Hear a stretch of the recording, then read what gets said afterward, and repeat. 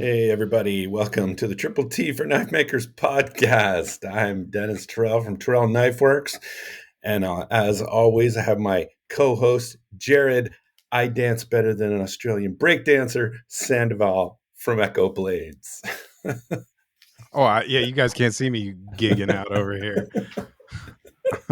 That's probably good. I broke my neck. What's up, man? Only slightly better than an Aussie breakdancer. Dude, dancing's not my thing, buddy. Not my thing at all. So even the Aussies would get me.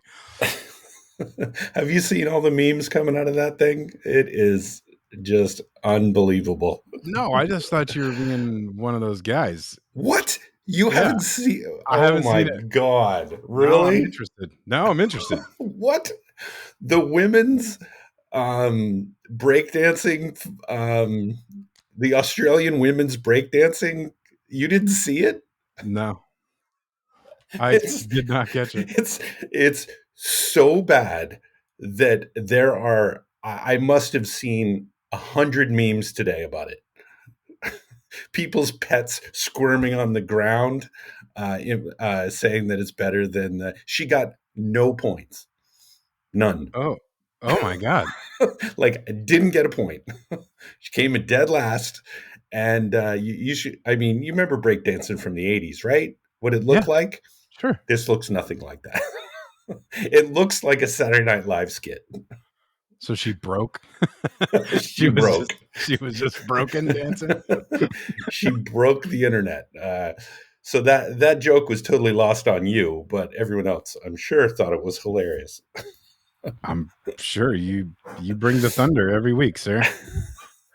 I can't believe you haven't seen it. It's been all over the internet. What is that? You live in a hole. Jeez. I do. That's my name, Hole in One. So how you been? I'm all right. Now you got me all fucking interested in this, and I'm not seeing anything. Nothing is coming up. Oh, you can Google it after. Just put Aussie breakdance, and for sure it's going to come up. It's just so bad. It's like cringy bad. Oh my God. I tell you, I've had some. Australia's athlete Ray Gunn. I didn't do that. Yes, you did. That was Siri. Jerid trying to be spontaneous here and on topic. Oh, she looks like she killed it. I don't know what the kangaroo hop. It's so bad. So for all of you out there, if you haven't seen it, go watch the Aussie breakdance, women's breakdance. Oh my God, yeah. And it's like, who was on the Australian team that said, yeah, she should go to the Olympics? Who did she beat to get there? That's the question. Exactly. That's what I said. Oh man, poor thing. Yeah. It's like, you remember like the first couple of seasons of like American Idol, and they would let the people that have like no business trying out, and they'd show that. That's what it felt like to me. Yeah, well, that's the best part of American Idol. Yeah. So I mean, it's great. Entertainment value is awesome because I don't even like the Olympics, and that kind of made it. The only thing I did catch this week was the men's basketball finals gold medal. I caught the last quarter. Man, that was something else. Seeing our hometown hero, Chef Curry, get in the kitchen and cook those Parisians up, man. He went off. It was so cool. Yeah, I heard he got a bunch of 3-pointers. Yeah, he scored like 4 in the final 2.5 minutes. It had me up. I was all jazzed up, feeling pretty patriotic at the moment, man. It was good stuff. Well, if you want to see how breakdancing is supposed to be done, the men's final, the Canadian won the gold. So go watch that one after you watch the Aussie one. All right. Now I'm so not interested. No. Oh, that's funny. The only reason Canadians breakdance is, I think, to keep warm up there, but it's just my theory. Okay. It can be cold there, I hear. I got to tell you, this week I went through some, let's call them highs and lows of manhood. Oh shit! I am interested. So, I'm Buckle not up, folks. I promise I won't make any inappropriate jokes. Go ahead. right. Share with me. You're safe. So, Safe place. so I'm not a car guy, right? And last week I'm having issues with my car. It's not starting. I think it's the battery, and I take it to. Long story. I would have tested the battery, but the little battery in my voltmeter was dead, so I couldn't actually test the battery. So I took it to Walmart. They told me no, it's totally charged, and then realized it's the starter, and then went to AutoZone, bought a starter, put the starter in my Jeep, and I'm not a car guy, and I felt like Tom Hanks in Castaway. Like me when he make lost fire. Wilson. Oh, Yes. Wilson. No, the me make fire. Oh no. Okay. That scene. So I was all happy. And then tonight, I probably cooked the worst steak I've ever cooked in my life. Like, I should have had my man card pulled for that one. What did you do? I mean, It was awful. I decided I was going to broil them in the broiler and hoping it was awful. It was like, I couldn't even eat it. Couldn't even finish it. oh my god, I don't know what to say about that. I think Molly almost turned her nose up at it, but so those Goodness are my gracious. highs and lows. I installed something in a car and I just annihilated us 2 steaks. That's beef abuse, dude. It was as soon as I pulled it out of the oven, I was like, "Oh, this is bad." Jeez. I'm no pictures. No, God, no. They were God, burnt. no. They Oh looked gross. no, They they were weren't. dry. You didn't. That was the point. They weren't burnt. They weren't crispy. They were like gray, Oh, disgusting. good job. It looked like I boiled them. They were awful. Oh, Obviously goodness. didn't get the broiler hot enough is the issue, and they kind of Goodness. baked slowly. That's something else. Yeah, Well, good for you. yeah. The But highs hey, and lows. my car starts. So That's cool. yeah, I can relate to that. I'm not a car dude either, so uh any small victory with fixing something is a huge victory. and I was trying to call my friend Greg to like how complicated is it going to be for me to with any. He was at a wedding and never answered my call, and I thought after I should have called Noah. Noah would have known. I agree. He would have given me advice on changing a starter, which actually Yep. didn't turn out that bad. It's It's just just a a couple kind of of bolts, right? Huh. it's kind of a bitch to get to in a Jeep Wrangler. So had to jack up the frame a little bit and get some access, but it wasn't bad. Good deal. Noah's very proud of you. Oh, I'm sure he is. And Chef Curry's very disappointed in you for burning the steaks. So how was your week? You had some. Speaking of the hustle and grind here, dude, I so I got a little how do you say that? Got a little too excited too quickly, and I posted the story about Donnie Dulovich being on. I Love know Donnie. exactly what you're going to say. Love Donnie, and I was like, yeah, this is great. And then I had only been listening for like a couple minutes, and then during the rest of it, I got a couple mentions, and Ryan had talked about a couple things, but so I wish I would have listened to the whole damn thing before I got put out this story. But I was cringing listening to Mr. Coakley talk about pizza from out here, dude. I have the same note down here. Like Papa Murphy's, Papa my Murphy's. Like, God. what the hell? Who even mentions Papa Murphy's in the same sentence as pizza and good? So the only thing that I can say in his defense is that I believe from what I think I know is he was up north in like Humboldt County Yeah, he was. in Hippieville. But And they even could be so, like, yeah. They must have a round table up there. That's not even good pizza, but I don't know. God, It can get pretty rural up there. And round tables, it's just fine. What's the matter with you? ugh, overrated, You're Canadian. You don't even have a debate. overpriced too. Ryan's opinion's better than yours. No, it's not. But yeah, out here in the Bay Area, we got some fire ass pizza. So don't let that guy tell you all this negative stuff Yeah. about California stuff. Yeah. You don't get this sexy by not having good pizza out here, boys. Let me just tell you that, all right? Yeah. I was like, what the fuck? Papa Murphy's. Man. Yeah.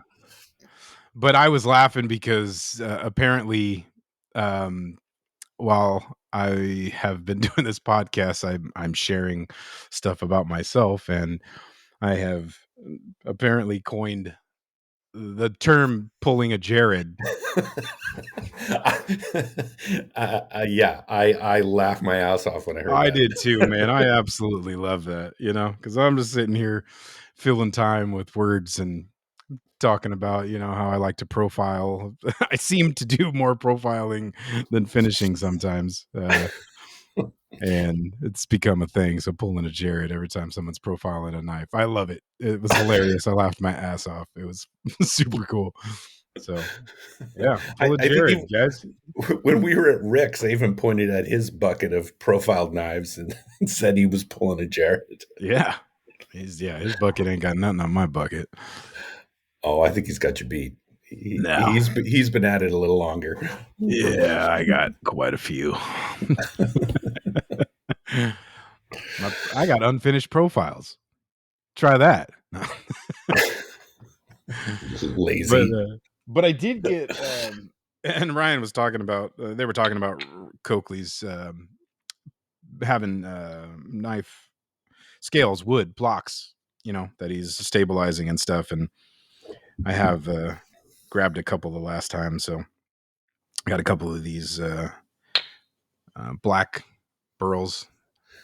Super Nice. cool, super nice. I don't know. I missed the black ones last time, and I really don't have much. Only like G10 is the only thing that I have in black for knife handles. That's probably the color I gravitate to the most. Is okay. The black. Gotcha. And I don't. I'm like a spalted natural brown, real curly. I like the blues, but so this is really nice though. But he did send so he sent me, I don't know what to do with this. I mean, he's got this nice big old note here. It says, "Happy birthday, motherfucker. Please share with Tagalong Tyrell." I have that in my notes too. Share in big capital letters. Yeah, but he sent me a big old thing of plywood. Like, I don't understand what. What? What is it? It's just plywood. I think Get it's a out. joke. I'm kidding. It's a big old block of micarta, dude. So I was fucking with him. I told him, I was like, dude, thank you so much. The blocks are beautiful and I love the plywood. I'll make something beautiful. And he's like, that's micarta, dude. I was like, I know. Just messing with you. So yeah, we got a big ass block. There's a lot of micarta here, buddy. So thank you, Ryan. Really, really appreciate it, dude. Thanks for the birthday gift, and I will 100% not give any to tag along. Yeah, you will. I'll hunt you down. Yeah, I will. So yeah, that was cool. Thanks, guys. The show was great. Donnie's a beautiful person. I love hearing him. He did a great job. So yeah, it was fun hanging out with him at Blade, and yeah, the table outside that was fun. Yeah, I was bringing back super memory lanes, thinking about that whole night. That was a good time. Yeah, really cool. Yeah, I got to spend more time outside next time. That is the most I've ever spent outside of the show, like of the pit. That's where all the cool people are, dude. That's where all the smokers are. Like I said, it's all the cool people. Yeah. It was a good time. And it wasn't that hot, so that's what, it's hot enough. It's not usually that bad at night. No. Yeah. So, did you make it in the shop this week besides a little bit on Sunday with me? What did I do? Did you Yeah. profile a knife? Yeah. No, I didn't. I'm in an anti-profiling stage here, trying to rebuild myself, create a new image. Yeah, I golfed with my son on Saturday. That was pretty cool. I had a good time. Weather was great. And then, since I've ventured into this officially old category, I got done and I was just whooped. So I went upstairs, took a shower, laid down for a minute and watched the Olympics men's thing. Went downstairs and started working the shop. But of course, by this time it's like 3:30, 4:00, and Heat's kicking in. my garage door faces west. So when the sun is setting, I just get that blistering sun going right into my shop, and it was too much, dude. So I had You to. plant a tree in the middle of your driveway. I do have one still. It's hot, dude. It's actually melted the foot pedals on my bandsaw on my swag table. What? The little it melted the rubber piece. One time I hit it, and the plastic, the rubber part on top just slid right off from being at the front of the garage because it's on the floor, right? It's hot, so I had to re-glue that up one time. But anyways, I had to route some handle scales on the Intrepid 2.0. So I had to have the garage open. I didn't have the AC on, and it won. So I got that done, and and I was like, that's it. I was too much, so that was all I did that day. And then Sunday we got to book our flights, huh? Yeah, finally. This is the first time we're going for under, I think, $1,000 to maker camp. Yeah, that's first one was me. Second one was you. We're literally paying half the price that we paid last year. Yeah, because it cost us like $1,100 last year, and this year it's like $510. Yeah, that's what it was. Literally half. Was it more expensive last year than the first time? No, I think so. I don't think it was. The first time was like $1,200. It was crazy. Yeah, that's nuts. And we booked like the week before last year. Oh, last year. Yeah. That was for everybody that just doesn't know what we're talking about. We went to Makers Camp the first time. Best time. Super pumped. Like I'm not gonna miss this event again. And tag along over here is like, I just think I'm gonna cut down on traveling this year, and we're not gonna go. And I'm like, fuck, dude, that's lame. And then like a week before, he's like, I'm having FOMO. I can't. We gotta go. We gotta do this. And I'm like, we already had that other place booked too, because we went to Blade West the weekend before, right? That was the issue. Or after? Is it? Oh no, it was before. No, before. Yeah, it was before. Yep. So yeah, that was lame. But now we're all good. We're booked. We're ready to go, and now we're just counting down. Yeah, actually, I got to call Blackthorn and cancel our room. So yeah, other accommodations. Yeah, that's right. Yeah, so, but we did that, and then we intended to do some forging, but we bitched out and did some other stuff. So I ground out a knife, pre-ground. Go my Hunter, Chupa Hung Hunter something. It's like a modified Chupacabra, but got that thing close. Yeah. Did you get any? Did you finish it or no? That would be today if I did. Oh. Well, I finished a knife today. Come on, man. Yeah, well, I have a job. That is your job. I spent the whole day in the city in San Francisco. Oh, doing what? I had a meeting on site at this old ass building downtown Market Street. Like, it's so damn old that they actually still have ashtrays mounted to the walls in the corridors.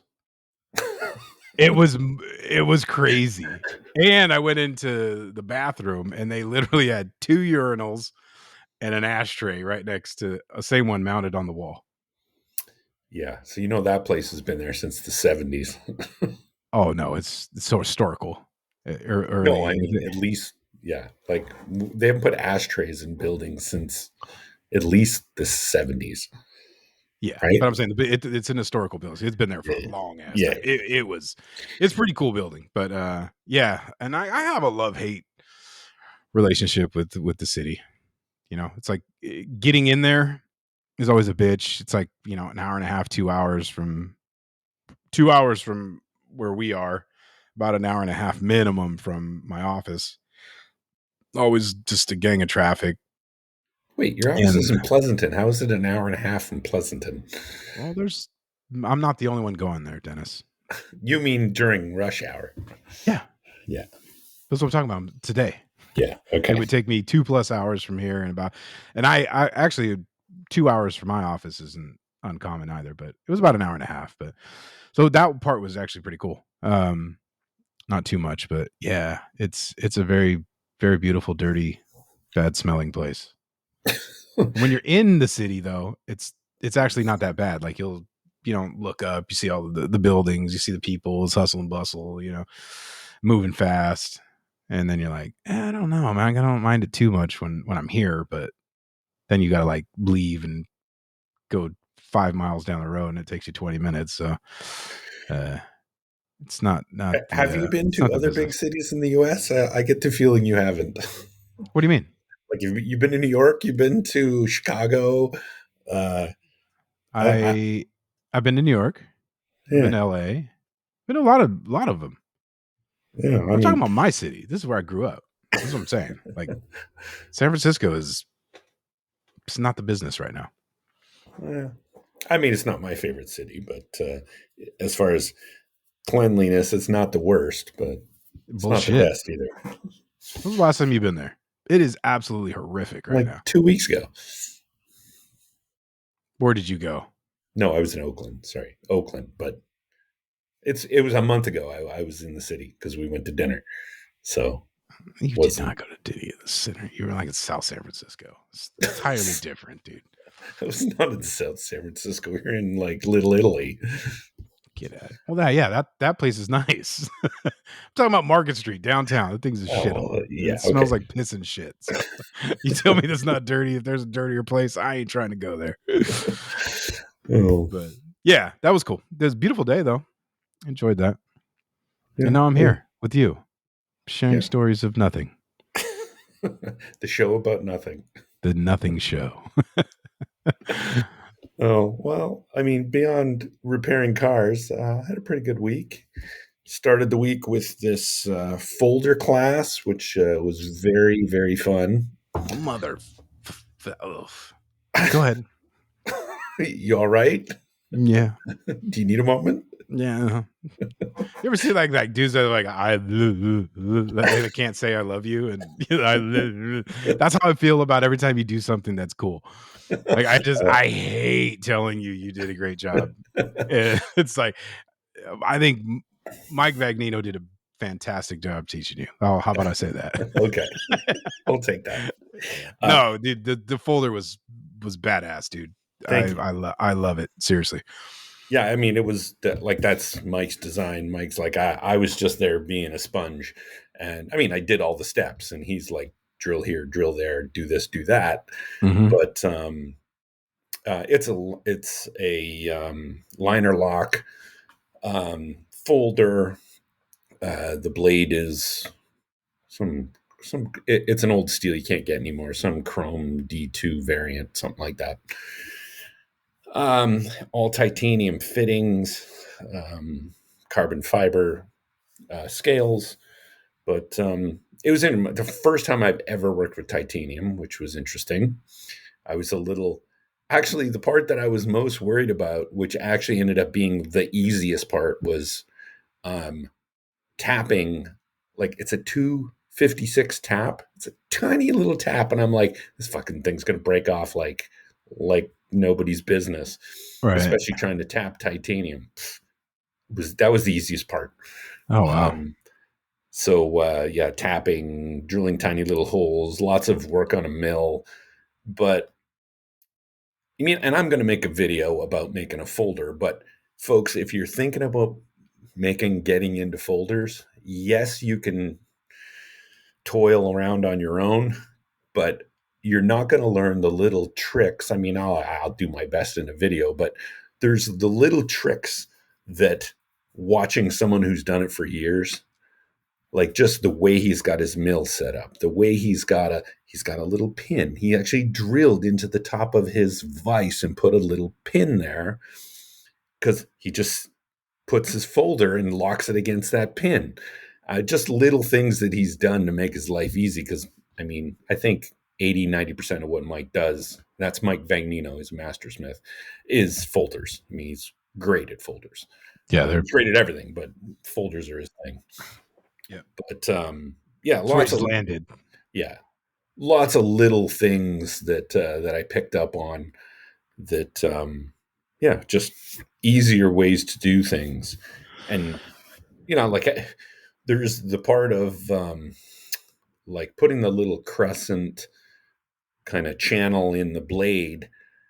I'm thinking, okay, I need a rotary table for that. He's like, no, fuck no, you don't do that. You can, he said, you can do that, but just the setup takes. By the time you have it set up on the rotary table, he would have had 4 of them done. Oh wow. And just the way he's like, drill a hole here, put the pivot on it, put it on the mill, you know, then turn the blade slowly, and then just stuff like Oh that yeah. I wouldn't have thought to do it that way. I don't like screwing around on the mill like by hand. Right.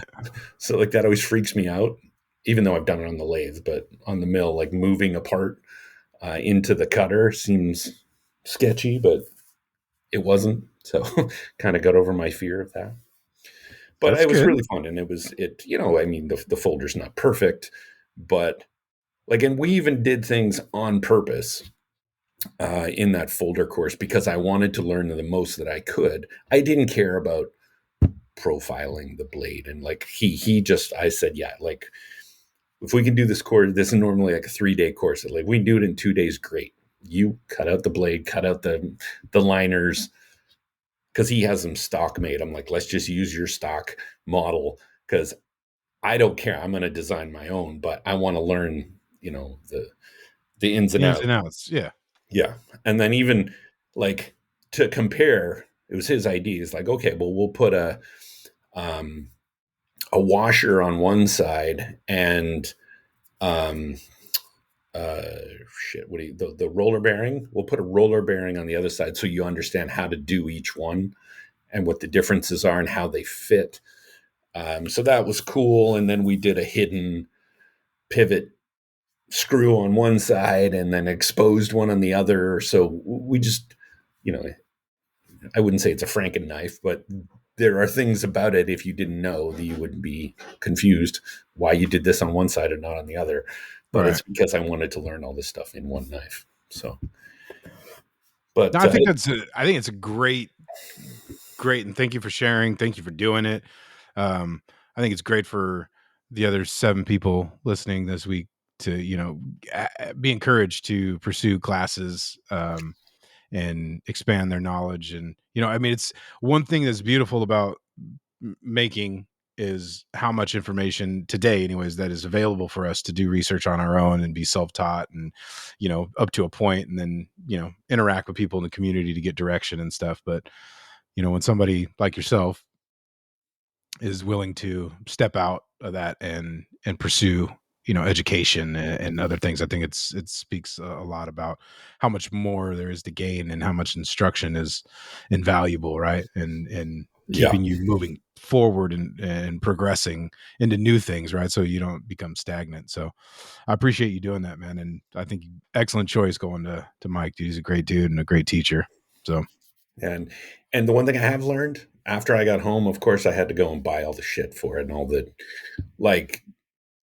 Went to MSC and dropped $800 on carbide drills of like, I got them written down here, where there's like 11 different sizes. Wow. And like these are like ones you like, number 44s, number 49s. Like these aren't even like, these are the ones Right. machinists use. No, Yeah. normal humans don't use. So those things are expensive. That's funny. Jeff, thank you, sir. Jeff made me get an entire drill index. I have like just my drill bits. I have numbers, letters, the regular, I have a shit ton of drill bits, but they're all cheap. But I have the big container for them all. Yeah, I decided I wanted to get decent ones, so I went to MSC and bought a bunch of good ones. And I had to buy the little chart that gave you all the sizes and all that, so I could stick it on the wall. Yeah. But I mean, that shit's expensive. And like those little titanium screws that Mike uses, those things are $270 for 100. Like they're expensive. Wow. Like really expensive. That's the most common question I get is, "Oh, do you do folders?" I'm like, "Yeah, no." There's too much in there. But I mean, for somebody like you, I mean, that's a pretty big investment to get into, starting from scratch. I mean, you already have a mill with a DRO, and I mean, that's a big investment right there. And then you're talking, you just drop $1,000 on just drills and screws, And then, and I spent $120 on titanium and all of the, the folder parts that are still coming.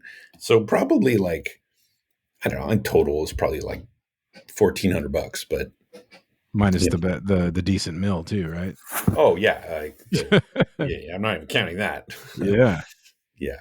But, but it'll pay off. I mean, there'll be some dividends in the future for sure. And I've already designed like my Sand Tiger model. I made a slightly smaller version into a folder, so that'll be my first one. So that's pretty cool. I like the little design there. That's pretty cool. A knife print. You can put the pivot on there, and that was really cool. Yeah, and so I designed it in knife print. You can put the little pivot. You can fold it or like spin it around and see how the pivot's going to work, and put things on different layers, and you can pivot a layer. So that's cool. And speaking of knife print, they are jumping on as a sponsor for the Apocalyptic Challenge again. Nice. Yes. So they will be, their first prize is going to be a 2x48 grinder. Nice. Along with some other great prizes like water jet cutting services. Very cool. So they'll be added to the sponsor slide. So we're excited to have them on. That's board. 5 now? Yes. Yeah. Yes. Yeah. So I thought, yeah. Yeah. So yeah, that's cool. Good. Very cool. So yeah, I mean that's how I started my week. The folder class. I will be starting my first folder probably tomorrow. Actually, I just finished that Kumai buoy today. I just put it up on Instagram like an hour or so ago. Came out great. That was nice. Yeah, I actually decided not to coffee it. The reason I didn't coffee it is because when I saw the blade, so it's got a 1084 core, and then a copper shim and 15 and 20 copper, and then the Damascus on the top. And then I laddered it. Well, there's like alloy banding on the core 1084 that you can see because of it was laddered. You now see a ladder pattern in the core, which looks it looks really cool. So that's the reason I didn't want to coffee it, because I didn't want to lose that alloy, that cool alloy banding. And I just thought it was, and I did a really deep etch on this one. So yeah, I can see that is really, I'm checking it out right now, guys. Yeah. Sorry. Oh, that's cool that you got the ladder in there. Yeah. So I thought that was neat. Thick ass bands too of copper. They're really not. It's 20 thousandths thick. It's what I usually use, but Didn't you double up layers or something like that? no. There's 2 copper layers, but each one is the same thickness as I always use. Maybe it's just a way bigger picture here I'm looking at.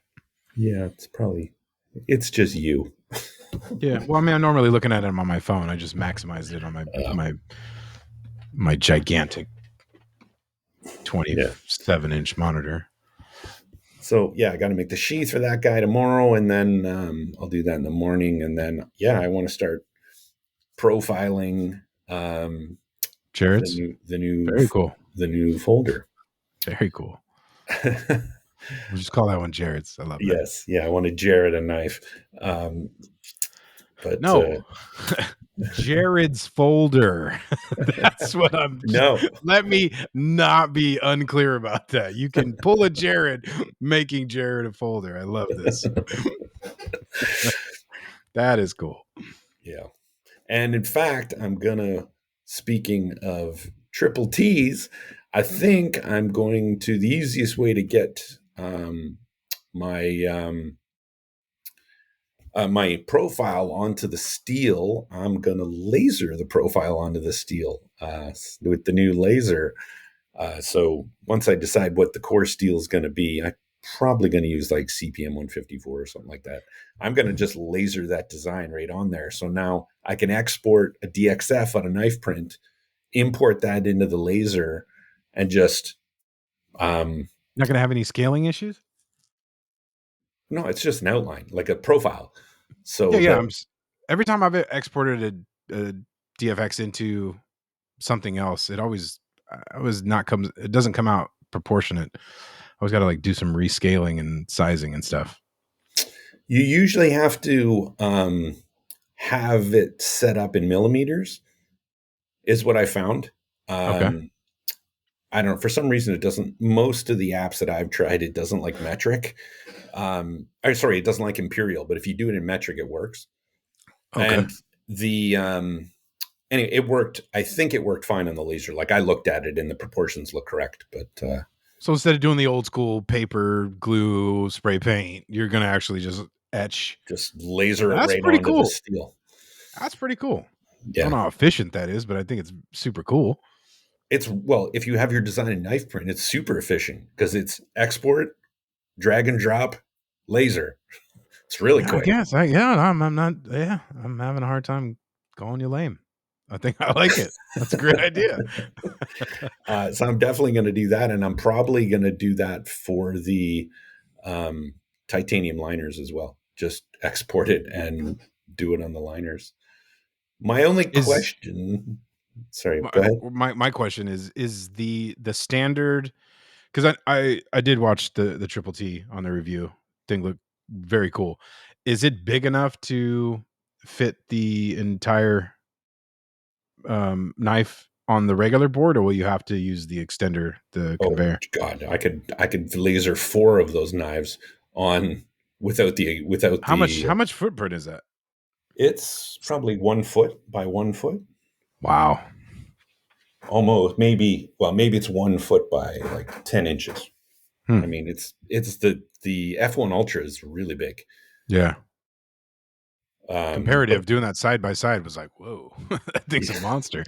Yeah, I actually have the conveyor set up, which I haven't even tried yet, but I'm anxious to just throw the business cards on it randomly, and it just tracks and aligns the image of your business, like the laser, and it aligns it onto the business card or whatever you put on there. Interesting. So that's kind of a cool feature to be able to do that. Yeah, that's really cool. Yeah, very impressed with that laser. Yeah, it's a nice machine. And, nice. I'm glad X-Tool sent it to me. But ladies and gentlemen, start your own YouTube channel. Gain lots of followers. And get a laser. In fact, I'm sending out the old one, the F1, to one of my students who's purchasing the old one. So cool. The F1 will be gone probably this week. Nice. Score. But I'm going to be using it. The new one, I think I'm going to try out the conveyor this week, because this week's Triple T is going to be on making carbide straightening hammers. What?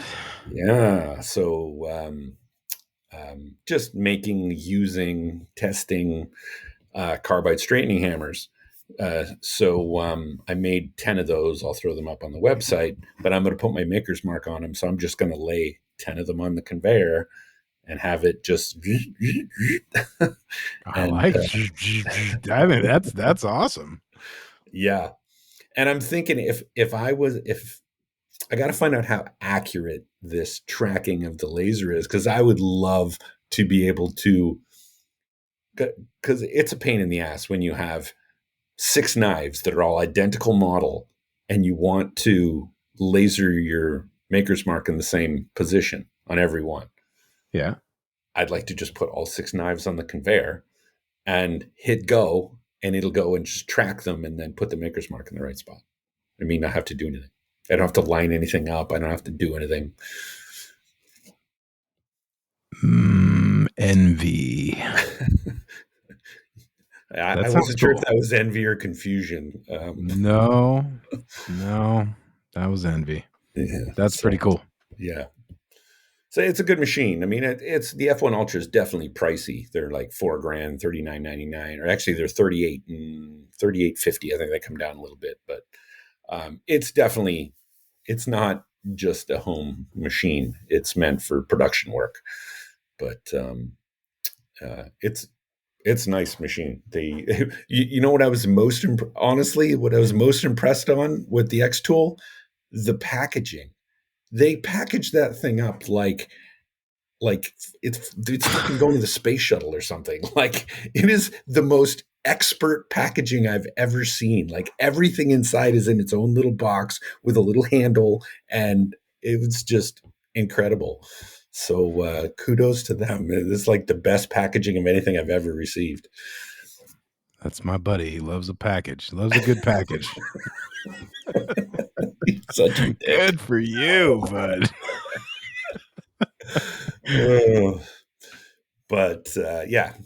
But yeah, so laser last week, this week, the straightening hammers. So check that out on Friday.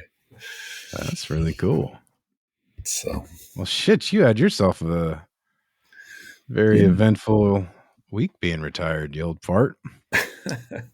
Yeah, I mean, I'm happy to have that buoy out of the way. I want to start working on that dagger, so I'm going to be like switching between the folder and the dagger. I like to have one project that I'm videoing and one project that I'm not. I figured that's how I want to work from now on. That makes sense. So if I get blocked on one, I could just flip to the other project and, optimize my time.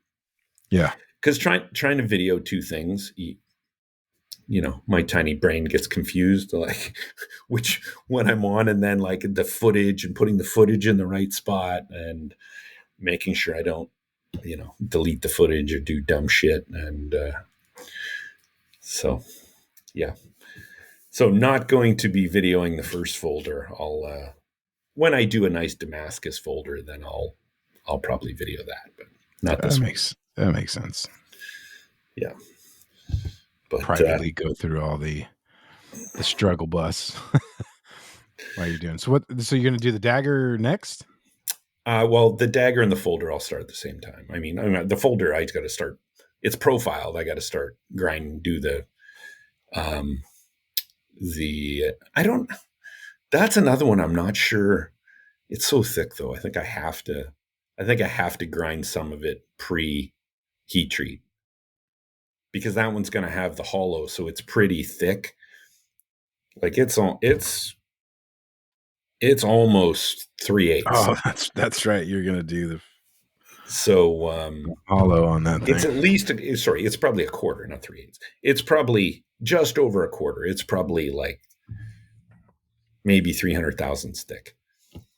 That's pretty thick. And for 1084 and 15 and 20, they're shallow hardening steels. That's really thick to be heat treating, and expecting that you're getting it hard all the way through. So I'm going to be doing some preheat to treat grinding, but I probably won't go crazy. I'll go halfway. Yeah, that makes sense. But plus, I have no idea what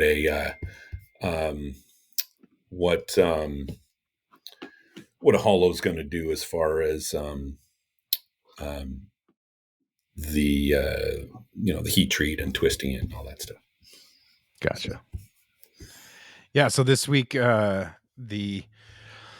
other land, Mr. House is gearing up for the tsunami release, and he put out a reel on this about the surface grinding attachment with the 3-inch belt, right? So one of the things I did when I was in Florida was bring a piece of a billet of twist Damascus that I made, and Brent and I were, wanted to do something, even though our plans got kind of shot because of all the rain and his shop getting flooded and stuff. But we said, let's do a collab on this billet right here. So we sat down one night and kind of took a handle shape of mine and then kind of tried to maximize the blade, which is going to be more bald man ish style.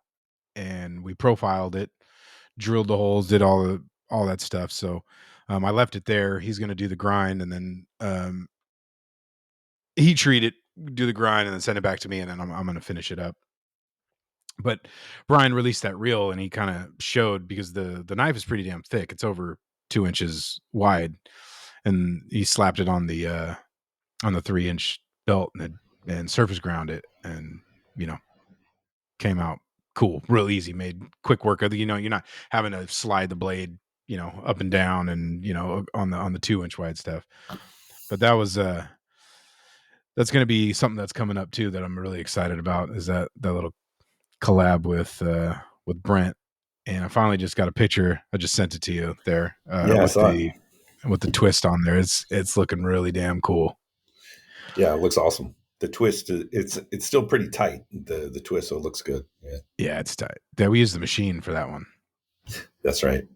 Yep. So, and we didn't draw. You didn't draw it out crazy long, so that's good. No, it was just about that. I mean, maybe under 11. Yeah, 10 it looks or 11 good. inches. It's really good. Yeah, I'm stoked for that one. So keep an eye out for that, folks. Yeah, that the 3-inch. There's many a time I wish I had a 3-inch when I was using the You're such an ass. My bad. What were you saying? A 3-inch surface grinding attachment wheel. So that's a cool thing coming out of Housemade. So yeah, go check out the Tsunami. Of course, now I got the big stand-up surface grinders, so it's not an issue for me. But my favorite tool in your shop, buddy. That thing is the best. But for those of you using surface grinding attachments, especially if you're doing chef knives, especially chef knives, where they're always over, you're a little over 2 inches, or you're right at 2 inches. It's a pain in the ass to not have to move the knife around. So just that part of the Tsunami is worth it, I think. I agree. I do agree. But yeah, I was excited to see that the pattern reveal on that. It's gonna be like a chopper ish. Yeah, I couldn't tell. It's kind of like chopper, cleaver, kind of. It's not quite Tonto. tall enough to be a cleaver. I mean, but yeah, it's a thick bitch though. it's definitely gonna be that. But if you didn't want to do your own Damascus, where would you go, dude? Oh, you got to go to Baker. You got to go to Baker Forge and get yourself some awesome Damascus. They just released, and I've already forgot the name of the damn thing.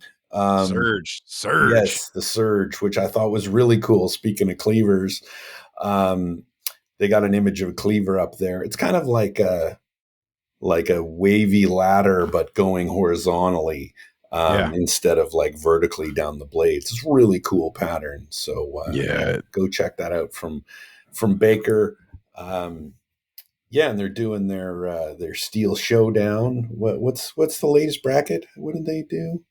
They have a Riptide Ripple and Oh, Chi Chi. you're butchering Raindrop. it. What do you mean? That's what it says. Shichimai Raindrop. I apologize Thank you. for my co-host Koi for butchering your names of your Damascus. Nothing can butcher Baker Forge Steel, buddy. They stand above all. So yeah, that's the newest one in the bracket. And I Nice. believe last week was Firestorm with Damacor Ripple versus Ice Storm Wavy, and the Firestorm was victorious. So now we're on to bracket 2. Make sure you get your votes in. I do like the Ice Storm Wavy. I think that one's cool, but I can understand with the Damacor. People love that one too. Yeah. So make sure you're going to vote this week on that. Go check out the app. I know we're a little late, just the release of this, but on Sunday or Saturday, if you go to the app, you can get 1 day early access to all that. And while you're at it, when you're done with everything, make sure you etch it with Gator Piss, the world's first complete, all ready to use etchant, ready to go to finish up all of that beautiful steel. And when you complete your order, go ahead and put on the discount code T10 for 10% off your next purchase. I got to tell you, I'm super excited to use my new Gator Piss mug that Koi sent for my daily coffee. I don't know. I don't know what happened there, because Koi sent me some swag and like, good looking out, my friend. Really appreciate it. And then he sent me a bunch of like little kid size stuff that I appreciate that. Thank you. I gave to my son. Yeah. But somehow the mug traveled over there. No, I delivered it over to him, Koi. Sorry. The old guy got his stuff. But yeah, thank you, Koi. That was really, really awesome. Love the swag, and I will enjoy many mornings full of gator piss to start my day. Oh, hey, speaking of, I wanted to shout out our other sponsor, Pelican Paste, because I found another use for Pelican Paste. Oh, tell me. Maybe other people are doing this, but when I made the sheath for the because I sold the Hamon buoy, so I had to make a sheath last week. Was it last week? Or that? Geez, my weeks are blending together. No, it was this week. So I made that sheath, and then you get to the point where you have to burnish the edge of the leather, and usually you use water and you burnish and water and burnish, and I figured at the end I like that to be nice and shiny. So I decided I'm just going to put some Pelican paste on it.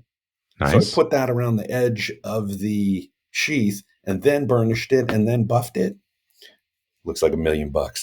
Nice. I was very happy with it. So go get yourself some Pelican paste over at pelicanpaste.com. You can use the discount code T10. They have soft wax, hard wax, hand salve, soap, you name it, they got it. Pelican oil as well. I always miss the Pelican oil. Yeah, so go over and visit Travis over at Pelican Paste to get yourself some. Absolutely. Good stuff there. So, good stuff. Yeah, I got to tell you, like on the business side of things, like it's what are we at? We're at the 10th of August. So it's been, what, 5-6 weeks since I've been quote unquote retired. And yeah, everyone's been, or not everyone, a lot of people have been like, oh yeah, July's a terrible month. July was amazing for me. Like business was really good, and I'm super busy, and then August has already started off with a bang. So I've been really happy, and like I said, the last episode, get out there, get yourselves a website, go do some email marketing. That's helped immensely. Yeah. Can't say That's cool. enough about that. Go push your goods to your customers. Nice. Yeah, I mean that's definitely not the typical story for the summer woes, but it's good to Well, hear. maybe I think it's good, and I just don't have any data to compare it to. That could be that too, um, yeah, Well, no, I've been happy how July has gone and August already. Finally got yeah. rid of that spear. the Vi- Dude, congrats. Congrats. the Viking spear got shipped to France.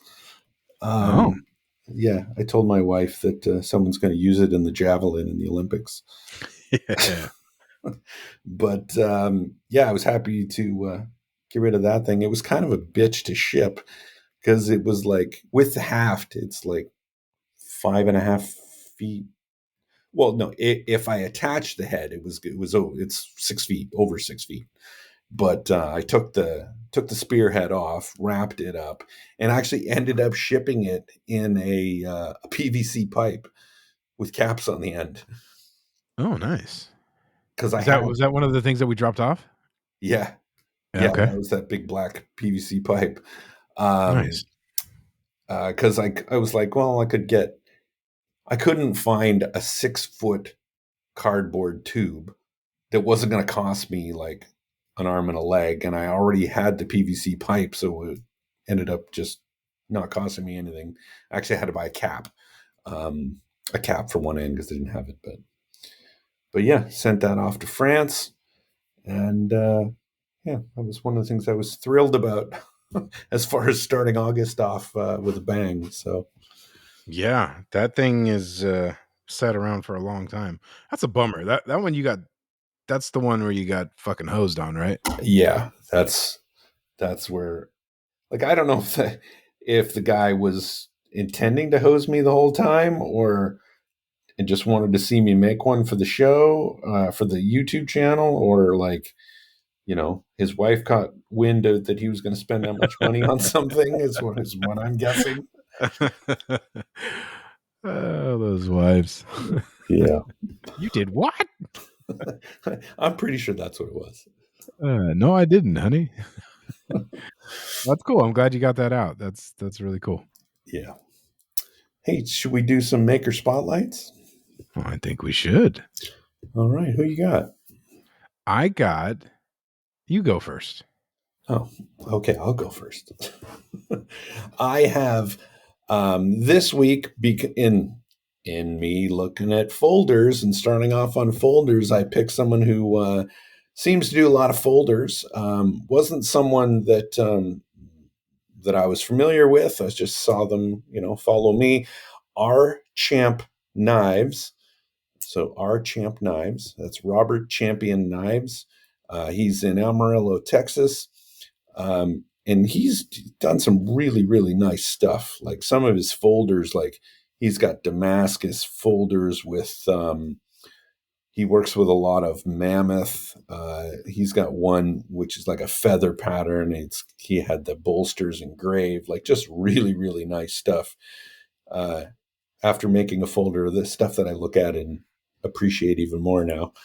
Um, but some really, really nice work. So yeah, go check him out. He's got 360 followers, How which many? is 360, which is looking at his knives. I can't believe it. It 362. yeah, it is. It is a shame. Um, he's exhibited at Blade Show. Like he's got lots. He's got 83 posts. So I don't get it. So Yeah, this go give Robert some love and yeah, follow him and check out what he's doing. It's some spectacular stuff. really, really nice stuff. These folders are badass. Yeah, really Got the nice. fixed blades too. He's Oh, a complete he's a complete bastard. Yeah. there's one further down that's it's another folder. It's got like a bolster and a dark handle. I don't know if it's micarta or what, but yeah, Oh, I see it. Yeah. yeah, that's killer. The Love it. thumb studs are awesome. Yeah. So Assist your flipping satisfaction needs. yeah, so Cool. That's a good one, dude. go check him out. Yeah, I just followed him. Really cool. I have our buddy. I don't have his thing up here. You're nice and prepared, I see. I know. I was checking out yours. I got lost in the sauce there with There's this his. thing where you can have 2 tabs open. No, that's way above my mental capacity, buddy. So I got Justin Lamoureux from Rainy Day Forge in competition for one of the nicest dudes in our community. Absolutely. Along with B-Cone and the ultimate nice guy, Kyle H. Daly. Who else was in there? I think it was just those three. But yeah, you got to go check out Rainy Day Forge. Got a YouTube channel, 2,778 followers. I'm sure everybody already does, but if you don't, you do yourself a favor and go check out all of his stuff. He's just a really, really awesome maker. Does all kinds of a variety of different pieces and work. Got that little flagship Cisco model that I dig, that little EDC.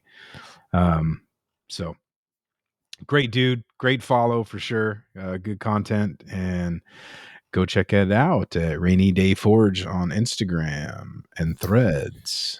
And he is also competing in the Apocalyptic Challenge. So And he's an Apocalyptic Challenge YouTube channel.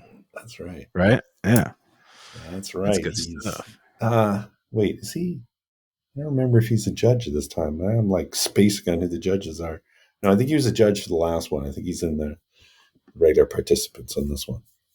Yeah. Apparently he's an amazing baker too, because you pointed out this damn these Cinnabons here or whatever. Oh yeah, that's the one that caught my eye the most this week with the cinnamon buns. Yeah. Yeah, he got a big like for me on those. Yep. But, actually, you know who else I put in that category is the nicest guys, Devin and Dustin over at Art of Craftsmanship, who we're going to see at Maker Camp in a couple of months. So I'm looking forward to seeing those guys. I was just listening to their podcast yesterday. So yeah, looking forward to seeing those guys. Yeah, always a good time to see them. They didn't make it to Blade this year, huh? No. Yeah, they didn't make it. Yep. I think they wanted to, but they're not full-time, or sorry, they're not solely knife makers. They got a ton of different making kind of hobbies. So, hitting blade shows not their thing every year, I think. But they'll definitely be at Maker Camp. That's definitely their thing, and they're pretty close to that. So, geographically. Dustin will probably be exhibiting, right, or doing a class or something. He's doing the bow making again. Yes, because they were talking about that on the podcast. That and we didn't see Devin last year because he was having a baby. So that's right. But he is going this year, so we'll see both of them this year. So that's good. Cool. You know who else is going to be there? You? Well, yeah, I'll be there. You'll be there too. You know who else is going to be there? Do you want me to list the whole list or what? Is this someone I don't know? One person in particular that I'm talking about right now. Mr. Lawrence Lake from Maritime Knife Supply. You got to go check it out. He's sponsoring everything all the time. Great dude. Has everything you need to make, build, finish your knife. Handle material, abrasives, grinders, heat treating, etching, everything, hammers, like on and on and on and on. If he can't get it, you know what? He's going to find it and he'll get it for you. Yeah, now that I'm into folders, I got to work on him on all the folder parts. he needs a folder section on Maritime Knife Supply. Yes, he does. And he's also sponsoring the Great Lakes Custom Knife Show. That's happening on Saturday, August 17th. That is this weekend? Yeah. Yeah. Yeah, this Saturday coming up in Godrich, Ontario, Canada. Canada's largest knife show, located on the picturesque shores of Lake Huron and featuring some of the best talent in Canada. So make sure you go follow the Great Lakes Custom Knife Show on Instagram or visit the website at greatlakescustomknifeshow.com. Yeah, if I could think of any excuse to go to Canada this weekend, that would be one of them. Yeah. I don't think I'm going to pull that off. Yeah, probably not. My I'm going to mom be would probably golfing. like to see me. I'm doing a tournament. I'm Another golfing in a tournament? tournament. But like a real one, though. Oh, like for prizes and money? Yeah. Oh. This is going to be bad, folks. This is going to be really bad. It's Jerid, Happy Gilmore, Sandoval. That's right. I think the goal is to score the least amount of strokes, and I've been doing the opposite here the past couple of weeks. So just do me a favor. Just show up with a hockey stick and see what they say. Oh no, I can't do that. I'll get arrested.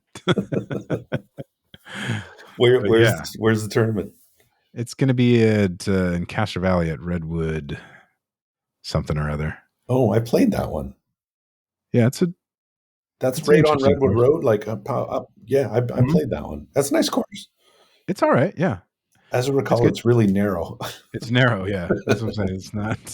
Yeah, it's sharpshooter status, and I'm not very sharpshootery right now.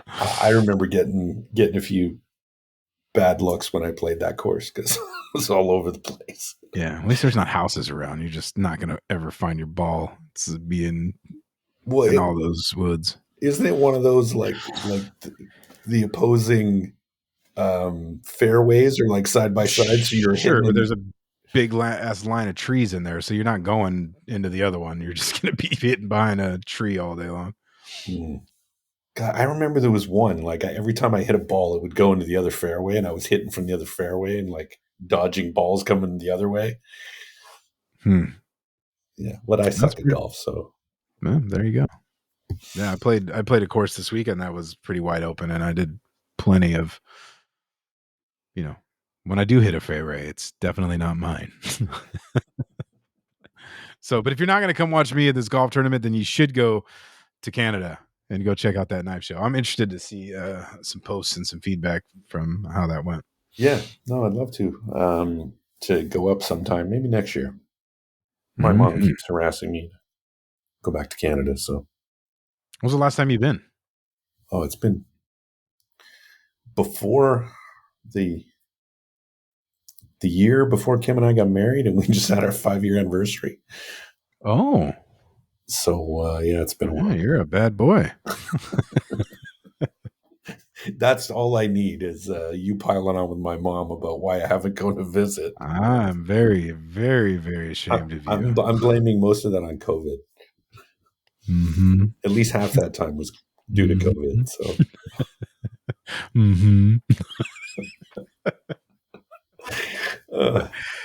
If she's listening to this, I'm never going to hear the end of it. That's right. Well, yeah, I'll be golfing, so I'll be gripping it and ripping it. But if you want to get it hot and hit it hard, who do you go check out? Hey, you got to go see my buddy Frank at Two Basterds, Texas Smithy and Supplies. When you need a hammer to hit something hard, you got to go get a fat peen. Go get yourself a fat cross peen, a fat straight peen. You can get a fat crooked peen for all I care. But yeah, double crooked. You can hammer around corners. Go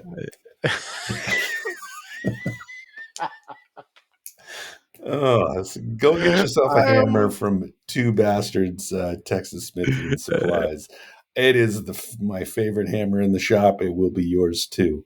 That's right, because ain't it grand to have a fat peen in your hand? I almost just laughed and threw my head back on my headset. Almost flew off from around the corner. You're funny sometimes. Tag along. I love that. Once in a while. Hey, I see a note here. Induction forge woes. What does that mean? Oh, I had a couple people reach out about, I don't know when that was, maybe last week or the week before, where I was talking about my buddy Derek Miles was having issues with the coils he was using. Oh, yeah. So I think we fingered it out, and apparently he was using like a brake line tubing that wasn't completely pure copper. So that was the issue. So he wasn't getting any induction based on the fact that it not being pure carbon. So copper. That's really interesting because because he was getting zero current. I would have expected it just would have been a lower amount of current because you figure that's still conductive, but I guess not. Maybe it was less copper than not, or it's got a fail safe that it somehow detects it. I don't know, but yeah. You need the 99.9% pure copper. So dope, but hey, good try. Yeah. And maybe I was totally off on the number of coils on I know that has something to do with it. But no, yeah, that was something that he had heard the same thing too. So I think it's a combination of all of that, but I wasn't imagining it. It is no. There's something with that. Yeah. You need the right amount of loop-de-loops. I can always trust Jerid for the scientific explanation. Well, yeah, I don't know what science books you had, but in Hayward, California, we talked about loop-de-loops and what did you do? You did like parallel bars or something like that in junior high? Yeah, we didn't have that shit either. So you didn't have your bars weren't parallel. They didn't even give they've always been crooked and perpendicular. Perpendicular bars. Dude, you know what? What? I'm hungry. You're hungry? It's like 10 o'clock at night. You haven't eaten? No. I think I'm going to go eat before I starve to death. All right. I don't want you fading away. Yeah. Let's get the hell out of here. All right. That's a show. That's it. We'll be back next week for more Triple D fun. For those just joining us, that's tools, tips, and talk, and info for the knife maker. Love it. And that's a wrap.